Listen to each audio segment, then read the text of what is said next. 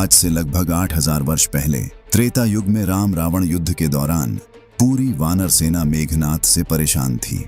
मेघनाथ का नाम सुनते ही वानर इधर उधर भागने लगते, क्योंकि अभी तक मेघनाथ बस 2 दिन ही युद्ध में आया और पहले दिन ही श्री राम लक्ष्मण को नागपास में बांध दिया और दूसरे दिन ही लक्ष्मण जी को एक ऐसी शक्ति से प्रहार किया कि वे मरते मरते बचे।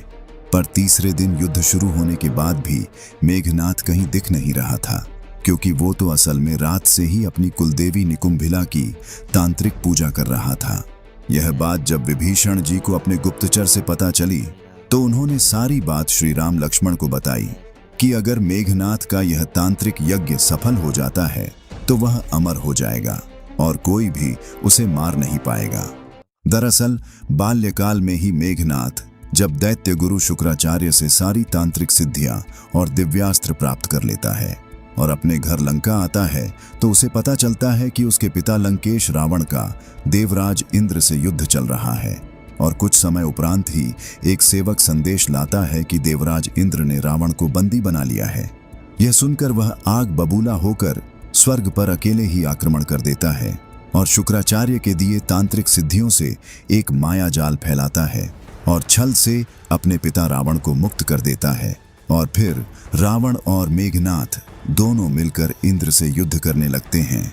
पर कुछ समय में ही मेघनाथ ने शुक्राचार्य के दिए गए दिव्यास्त्र से देवराज इंद्र के साथ साथ सभी देवता को बंदी बनाकर लंका ले आता है।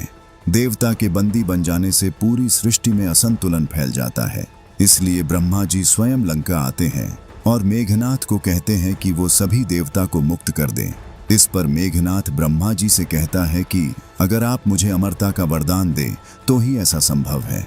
फिर ब्रह्मा जी मेघनाथ को कहते हैं कि मैं तुम्हें हमेशा के लिए अमर होने का वरदान तो नहीं दे सकता, पर जब कभी भी तुम अपने कुलदेवी निकुंभिला का तांत्रिक यज्ञ करोगे तो यज्ञ के बाद उसमें से एक अजय रथ निकलेगा और उस पर सवार होकर तुम जब तक युद्ध करोगे तब तक तुम अमर रहोगे। इस वरदान की पूरी कहानी जब विभीषण जी ने श्री राम लक्ष्मण जी को बताई कि ब्रह्मा जी से मिले इसी वरदान को सिद्ध करने के लिए मेघनाथ आज कुलदेवी निकुंभिला का तांत्रिक यज्ञ कर रहा है, तो लक्ष्मण जी अत्यंत ही क्रोधित हो उठे और मेघनाथ के वध की शपथ ले ली कि आज वे मेघनाथ का वध अवश्य ही करेंगे। अगर वे ऐसा नहीं कर पाते हैं तो वे कभी भी श्री राम को अपना मुख नहीं दिखाएंगे। दरअसल मेघनाथ का वध लक्ष्मण जी के हाथों ही लिखा था, क्योंकि मेघनाथ के जन्म के समय रावण सभी 9 ग्रहों को ऐसे ऐसे स्थान पर रहने का आदेश दिया था कि उस समय जो भी बालक जन्म ले वो अमर हो जाए। पर जब मेघनाथ का जन्म हुआ तो उस समय सभी ग्रह रावण के बताए स्थान पर ही थे, बस शनि ग्रह ने अपना स्थान बदल दिया, जिस कारण मेघनाथ अमर होने की जगह अब उसे कोई ऐसा व्यक्ति ही मार सकता था जो पिछले 14 साल से न तो सोया हो और न ही स्त्री समागम किया हो। और संसार में सिर्फ लक्ष्मण जी ही थे जो पिछले 14 साल से न तो सोए थे और न ही स्त्री समागम किए थे, क्योंकि वे दिन में तो प्रभु राम के साथ रहते और रात को पहरा देते थे और नींद न आने का ये आशीर्वाद इन्हें उनकी माता सुमित्रा से प्राप्त हुआ था। अब लक्ष्मण जी विभीषण जी की अगुवाई में हनुमान जी, अंगद जी, नल नील आदि वानर वीरों के साथ लंका की कुलदेवी निकुंभिला के मंदिर में पहुंच जाते हैं और विभीषण जी के कहने पर सभी वानर वीर मंदिर के अंदर जाकर यज्ञ को विध्वंस करने में जुट जाते हैं। पर अभी भी मेघनाथ हार नहीं मान रहा था। वो वानर वीरों के गदा के प्रहार को सहते हुए यज्ञ को पूरा करने में लगा था। तभी अंगदजी ने बहुत सारा जल यज्ञ की अग्नि में डाल दिया। यज्ञ कुंड की अग्नि बुझ जाने से यज्ञ विध्वंस हो गया। इससे मेघनाथ बहुत ही जोर से चीखता हुआ बाहर आया और बाहर लक्ष्मण जी के साथ खरे विभीषण जी से बोला, हे कुलद्रोही देशद्रोही चाचा, आपको धिक्कार है। जहां लंका के साधारण निवासी भी नहीं आ सकते, वहां आपने शत्रु सेना को लाकर यह सिद्ध कर दिया कि आपको जीने का कोई अधिकार नहीं है। अब आपको मेरे यमअस्त्र से कोई नहीं बचा सकता। फिर मेघनाथ ने विभीषण जी पर यमअस्त्र चला दिया, पर पहले से ही सावधान लक्ष्मण जी तुरंत एक दिव्यास्त्र से यमअस्त्र को काट दिया और फिर शुरू हुआ मेघनाथ और लक्ष्मण जी के बीच एक महाभयंकर युद्ध। दोनों तरफ से दिव्यास्त्र चलने लगे। युद्ध इतना भयंकर था कि वहां जो भी राक्षस सैनिक और वानर वीर थे सभी युद्ध करना छोड़कर इन दोनों का युद्ध देखने लगे। अगर मेघनाथ अग्नि अस्त्र चलाता तो लक्ष्मण जी वरुणास्त्र से उसे काट देते, और फिर मेघनाथ इंद्रास्त्र चलाता तो लक्ष्मण जी सौम्यास्त्र से उसे काट देते। ऐसे ही हजारों दिव्यास्त्र का उपयोग हुआ, पर कोई नहीं हारा। कोई अस्त्र मेघनाथ चलाता तो लक्ष्मण जी काट देते, और कोई अस्त्र लक्ष्मण जी चलाते तो उसे मेघनाथ काट देता। जब मेघनाथ किसी भी प्रकार से लक्ष्मण जी को हरा नहीं पाया तो उसने अंततः ब्रह्मास्त्र चला दिया।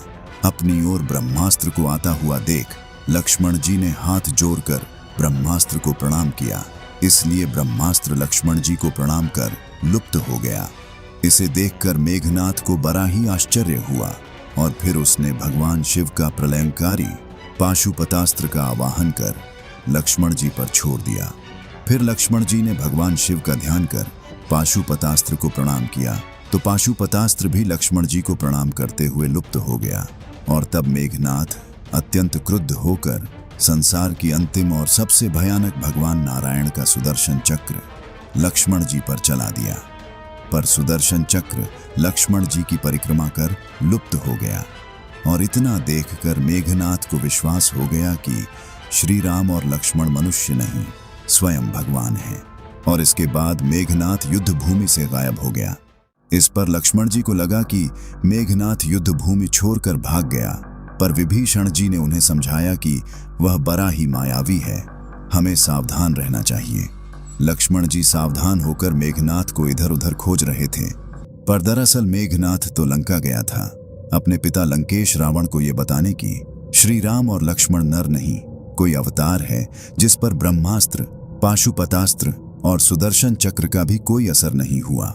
और अगर वे राक्षस जाति का संपूर्ण अंत होने से बचाना चाहते हैं तो श्री राम की शरण में चले जाए।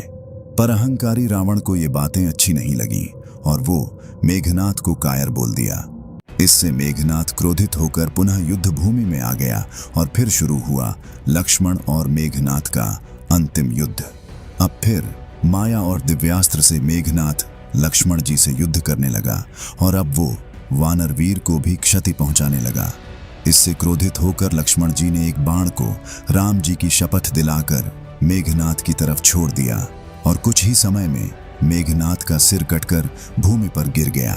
पूरी वानर सेना जीत की जय जयकार करने लगी, और इस प्रकार हुआ रावण के सबसे शक्तिशाली पुत्र मेघनाथ का अंत।